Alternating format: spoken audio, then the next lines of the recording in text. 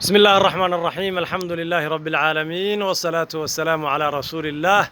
صلى الله عليه وعلى آله وصحبه أجمعين مركا كوبات مبارك عليكم بدخول عشر ذي الحجة وحان الله يقول ما هدعلينينا أنا السقوهم بليينينا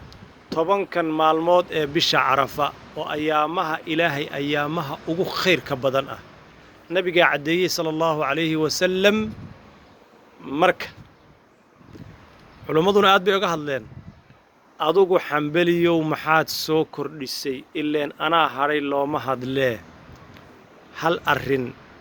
arrin baan rabaa inaan naftaydana u sheego adna aan kuu sheego aanan jeclahay in aad gaadhsiiso nin walba oo aad ilaahay dartii u jeceshahay khayrka aad la jeceshahay ma jiro camal saalix ah ma jirto cibaado ilaahay loogu dhowaado oo uu ilaahay ka jecel yahay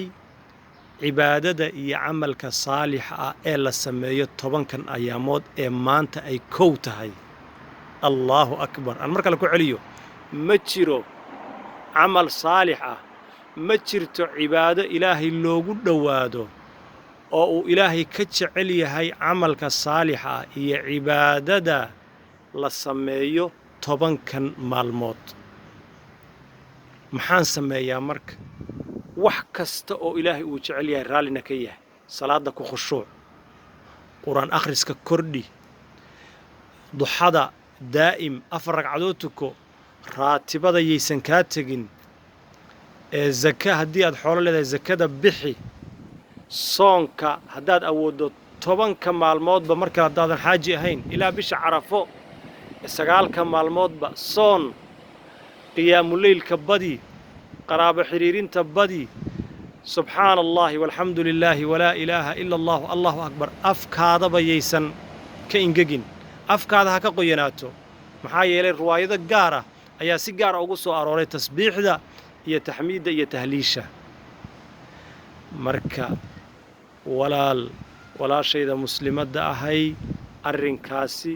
يسن الدنيا الدافنين الرنكاسي يسن عيار يا شيطان مهسنان مشغول سوشيال ميديا فيسبوك فدي كدير يا وحلا ميدا يسن أرين كان دافنين هدي عيار ربطو يا هدي التسلي يا سوتشيد ربطو مالمها إلهي ويبدنيهين لكن طبعا كان مالمود وطبعا كان مالمود إلهي وجعل يهي مالمهيسه هداد الله تعشى جل جلاله إلهي وحو تعليها كن مشغول تدكنا قارسي أنا إيسو الدعاء والسلام عليكم ورحمة الله وبركاته